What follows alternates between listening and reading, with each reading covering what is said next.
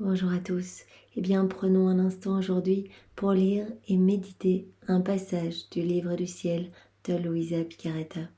Au nom du Père qui m'a créé, du Fils qui m'a sauvé et du Saint-Esprit qui me sanctifie. Amen. Jésus, je me plonge dans ta divine volonté, je m'unis à toi, je m'identifie à toi, je me consume en toi, je fonds ma volonté dans la tienne et je te supplie comme tous les jours, Seigneur, de t'établir dans mon âme. Viens faire ta demeure dans mon cœur. Viens t'y établir avec le Père, l'Esprit Saint, avec ton royaume, ton trône, tous tes actes divins, tes attributs divins, et agis, Jésus, librement, à partir de mon humanité, de mon corps, que je te donne en gage de mon amour pour toi. Jésus, reçois mes mains. Viens vraiment placer tes mains divines dans les miennes pour que toutes mes actions soient sanctifiées par ta présence. Viens marcher dans chacun de mes pas, viens parler à travers ma bouche, penser à travers chacune de mes pensées. Fais battre mon cœur, soit dans mon souffle, dans mes respirations. Sois présent à chaque instant, Seigneur. Je te donne ma volonté. Vraiment, je l'attache au pied de ton trône cet après-midi pour que tu t'en serves comme marchepied pour ta divine volonté. Que rien ne m'éloigne de toi, que rien vraiment ne m'empêche de m'unir à toi continuellement, Seigneur. Viens vraiment pulvériser dans mon âme tout ce qui résulte de ma volonté propre et remplis-moi de ta présence, de ta lumière et de ton Esprit Saint.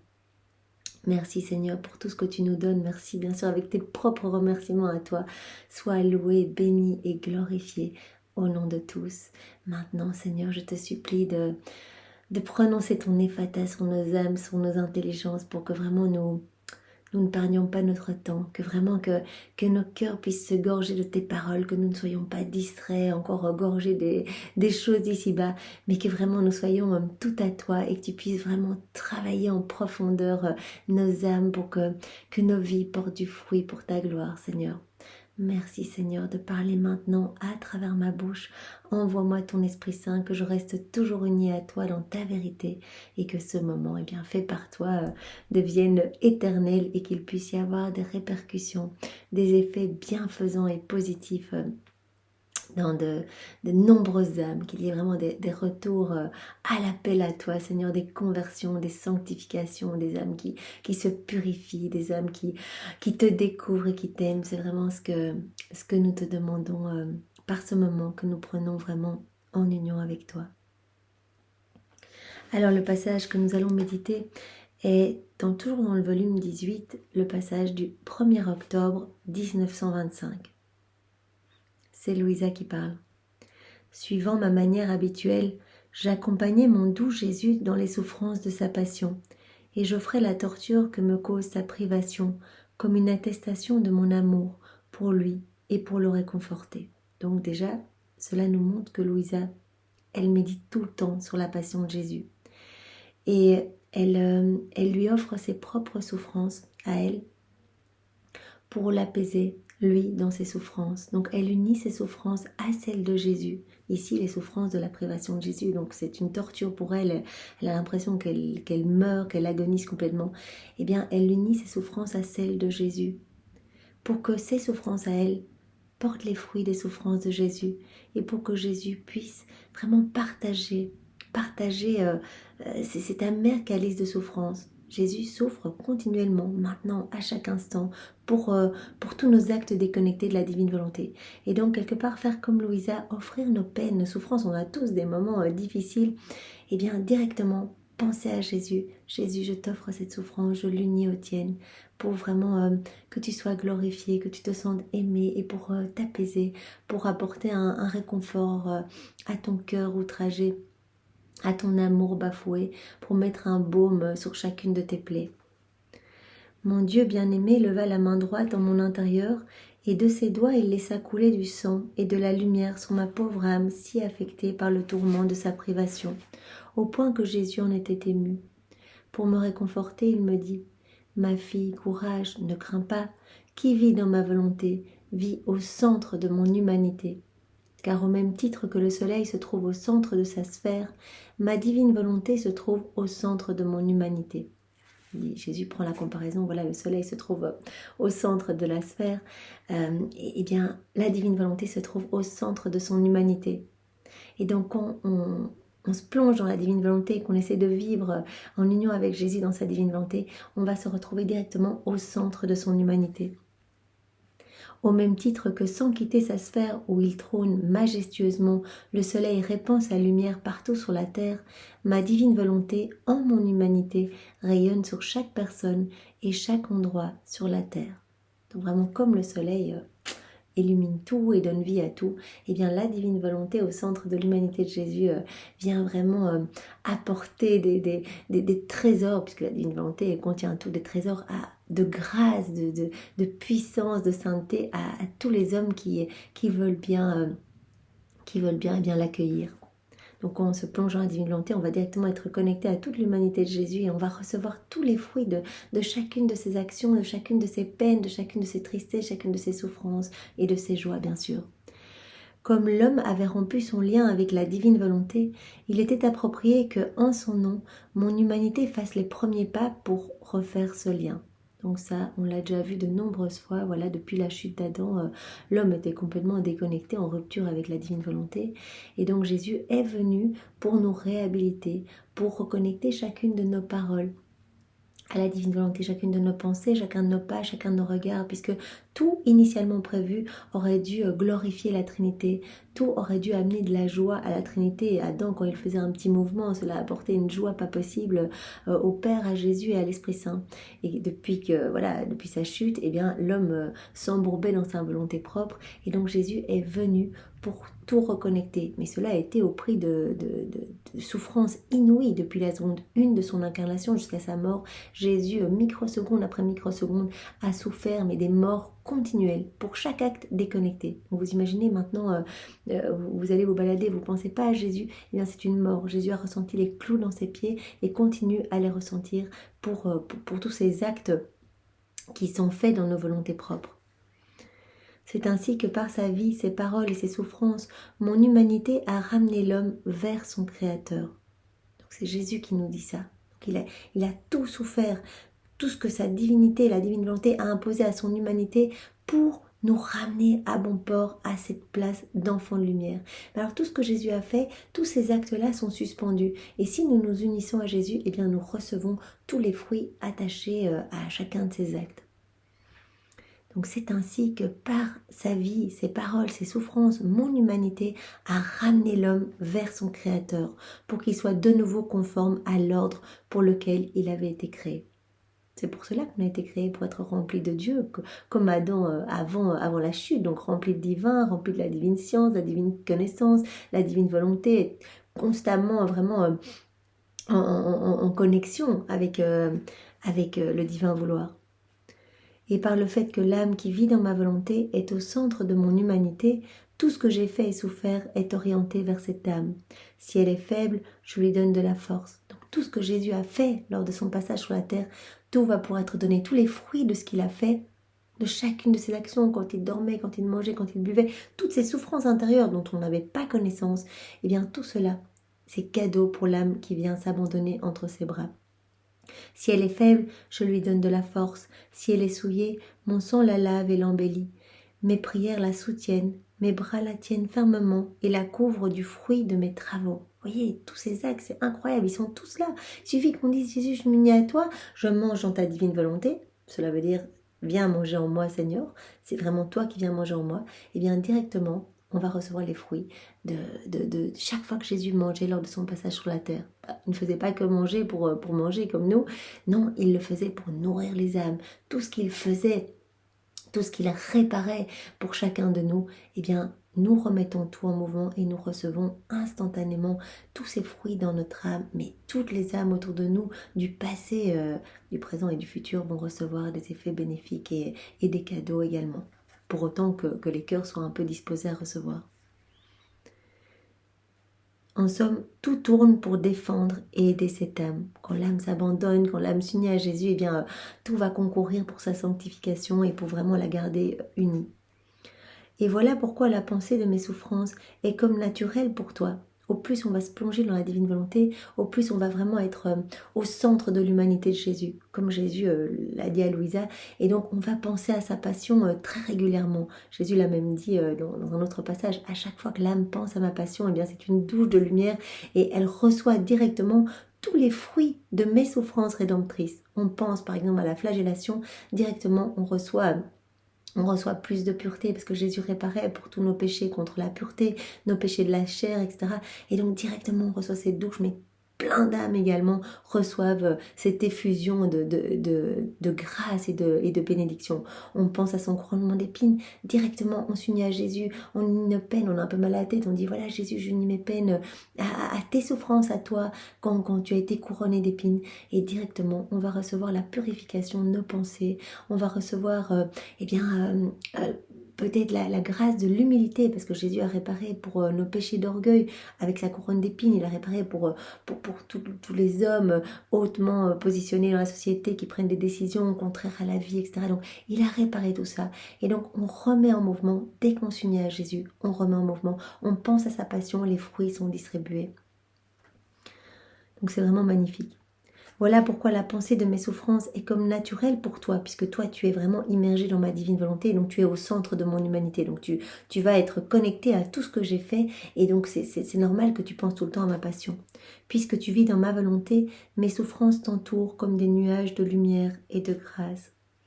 Dans la sphère de mon humanité, ma volonté place mes travaux, mes pas, mes paroles, mon sang, mes blessures, mes peines, et tout ce que j'ai fait comme en action pour interpeller l'homme et lui donner l'aide et les moyens nécessaires pour qu'il soit sauvé et revienne dans le sein de ma volonté.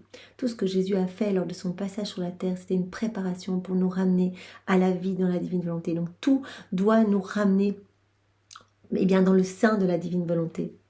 Si ma volonté avait interpellé l'homme directement, l'homme aurait eu peur. À la place, j'ai choisi de l'attirer par tout ce que j'ai réalisé et souffert, comme autant d'encouragement et de moyens pour le faire revenir dans mes bras. Donc voilà, Jésus s'offre comme modèle pour vraiment nous encourager à revenir. Tout ce qu'il a fait doit nous amener à nous rapprocher de ce pourquoi nous avons été créés, à retrouver cette ressemblance avec notre Créateur. Vivant au centre de mon humanité, l'âme qui vit dans ma volonté profite pleinement des fruits de tout ce que j'ai fait et souffert.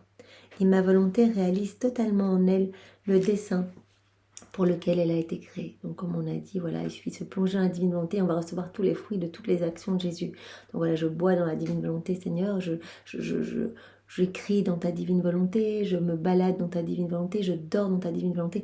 Directement, on va recevoir tous les fruits des actions de Jésus, tout ce qu'il a réparé, on va le recevoir pour nous, mais aussi cela va être distribué dans tous les cœurs. Quant à celui qui ne vit pas dans ma volonté, il peut très bien trouver le moyen d'être sauvé, mais il ne jouit pas de tous les fruits de la création et de la rédemption. On va recevoir en fait tous les fruits de la création et de la rédemption quand on s'unit à Jésus. D'autres personnes peuvent accéder à la sainteté, une sainteté humaine, par l'exercice de vertu, de mortification, des prières, etc., en regardant Jésus, en faisant sa volonté.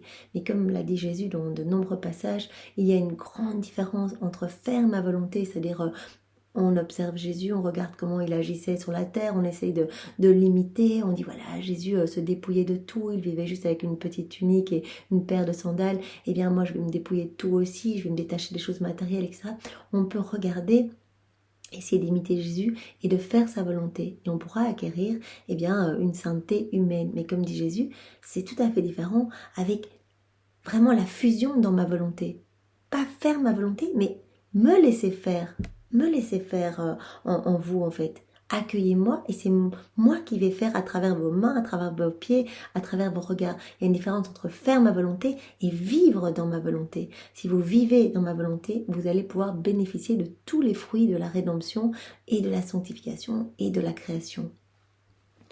À la suite de ces mots de mon aimable Jésus, je lui dis « Mon amour, je suis confuse.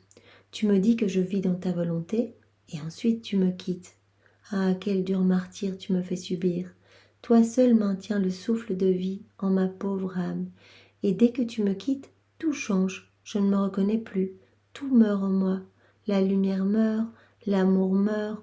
Oh, s'il te plaît, aie pitié de moi et ne me quitte plus. Je n'en peux plus. Donc voilà, comme on l'a déjà vu dans beaucoup de passages, Louisa, Jésus vit en elle. Il lui a dit, tu voudrais même quitter ma divine volonté que voilà, ce ne serait pas possible. J'ai tellement élargi à chaque connaissance, à chaque fois que je te parlais d'une vérité, j'élargissais vraiment les frontières de la divine volonté dans ton cœur. Donc ton cœur, il est imbibé. Tu peux plus quitter la divine volonté. Et je suis la divine volonté. Donc je suis dans ton cœur. Il lui a montré de nombreuses reprises qui sortait de son cœur, qui sortait une main, qui lui parlait à l'intérieur, etc. Mais elle a ce besoin de le voir physiquement et pour elle, ça c'est le plus grand des martyrs. Me coupant la parole et soupirant, mon Jésus me dit, ma fille, sois calme, cesse ces propos qui me blessent le cœur. Vous voyez, toutes les fois, on a l'impression voilà, qu'on n'y arrive pas, qu'on commence à douter, que Jésus n'est plus là, n'est plus à côté de nous. Eh bien, cela blesse l'amour de Jésus, cela blesse le cœur de Jésus. Donc, il nous appelle dans ces situations-là, bien sûr toutes différentes de celles de Louisa, mais on peut les adapter à nos quotidiens. Eh bien, il nous appelle au calme, parce que c'est dans le calme qu'il peut vraiment travailler nos âmes, dans le calme et la constance, dans les situations même de tribulation, de désert, de nuit spirituelle, on peut vraiment rester dans l'amour de Jésus, même si, imaginons, on ne sent plus rien, etc. Eh bien, c'est la constance qui prouve notre amour, en fait. Jésus nous teste, en fait. Et donc vraiment, il nous appelle à rester calme dans la paix et dans la constance pour pouvoir eh bien, continuer le beau travail de lumière qu'il est en train de faire dans notre âme, même si on n'en a pas connaissance. Comme je voudrais retirer ce clou de ton cœur. Je le sais, pour celui qui m'aime, ce clou est insupportable. Le clou est bien de la privation de Jésus. Il y a beaucoup de saintes qui ont ressenti ça, vraiment se sentaient privées de Jésus et vraiment elles se sentaient mourir. Ce clou est insupportable. Il tue continuellement sans pitié. Laisse tomber cette pensée que je pourrais te quitter. Tu dois te convaincre que je ne te quitte pas, mais que je m'enfonce plus profondément en toi et que je reste silencieux dans le petit navire de ton âme. Quand tu ne me vois pas, Louisa, eh bien, juste garde en tête que je suis là et que je garde le silence, mais que je suis de plus en plus profondément dans ton âme, vraiment comme il le dit ici, comme un petit navire qui reste, je reste moi, et bien dans le petit navire de ton âme. Donc je suis là, quoi. Je suis vraiment réellement présent. La vérité est que rien n'est changé en toi. Tout ce qui était là est encore là en parfait ordre. Il suffit d'un petit mouvement de ma part et je suis avec toi.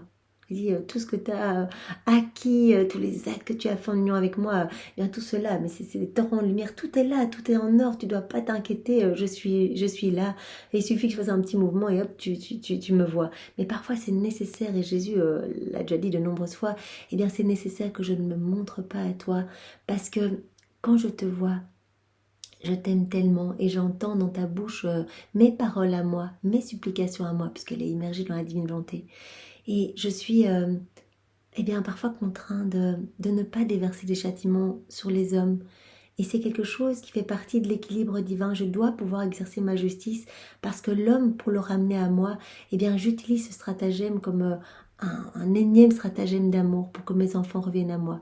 Oui, quand l'homme est tellement mauvais, provoque, commence à blasphémer, à faire des choses horribles, sacrilèges, eh bien, parfois, il est nécessaire que la justice divine puisse vraiment s'établir, s'exercer, pour que l'homme puisse être sauvé. Parce que la Trinité, en fait, voit à long terme nos âmes.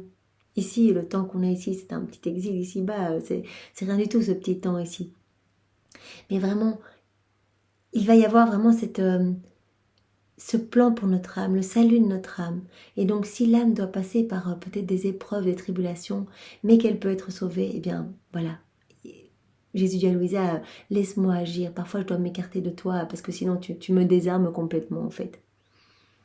Et aussi, il s'éloigne de Louisa pour lui partager eh bien, la froideur et l'indifférence qu'il ressent face à tant d'iniquités, en fait. Nos froideurs à nous, qu'on ne pense pas à Jésus, qu'on essaie de faire des petites choses vraiment dans notre orgueil pur. Eh bien, Jésus souffre de cette indifférence, souffre de cette froideur.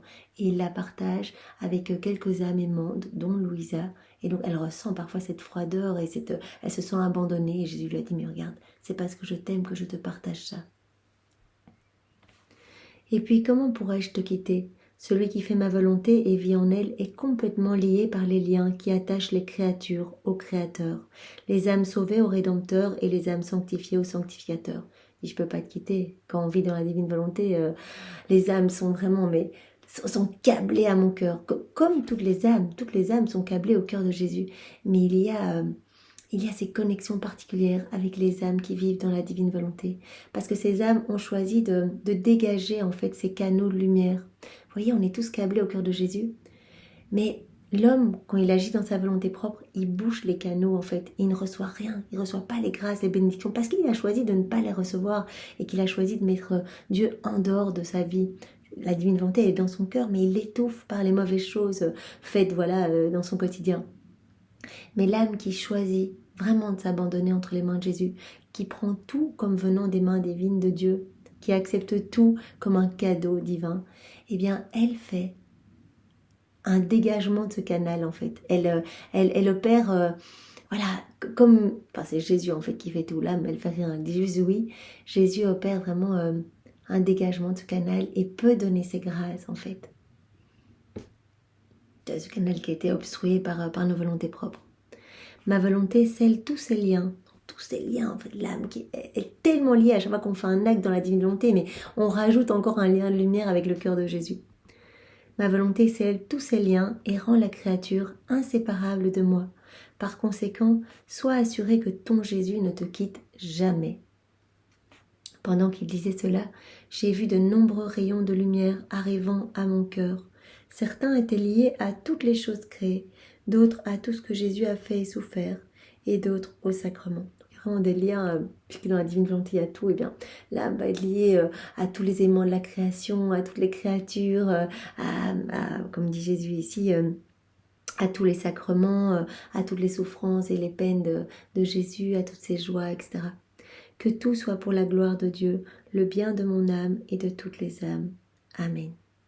Eh bien, voilà, nous pouvons demander à Jésus de vraiment fusionner notre âme à la sienne, de ne pas nous laisser quitter la divine volonté, nous qui sommes si faibles et empreints de tellement de misère. Eh bien, Seigneur, garde-nous en toi et vraiment... Viens t'emparer de tout ce que nous sommes. Viens agir à chaque instant, à travers chacun de nos mouvements, à travers chacun de nos regards. Sois le roi de nos vies, sois vraiment notre pilier, notre bien, notre tout, notre force. Vraiment nous abandonnons à toi pour que tu puisses vraiment nous ramener à ce plan que tu as pour chacun de nous, à cette place magnifique de tes enfants. Merci Seigneur, au nom de tous, pour ce beau cadeau qu'est la vie dans la divine volonté. Sois loué, béni et glorifié, au nom de tous. Au nom du Père et du Fils et du Saint-Esprit. Amen. Soyez tous bénis et passez une belle journée. Au revoir.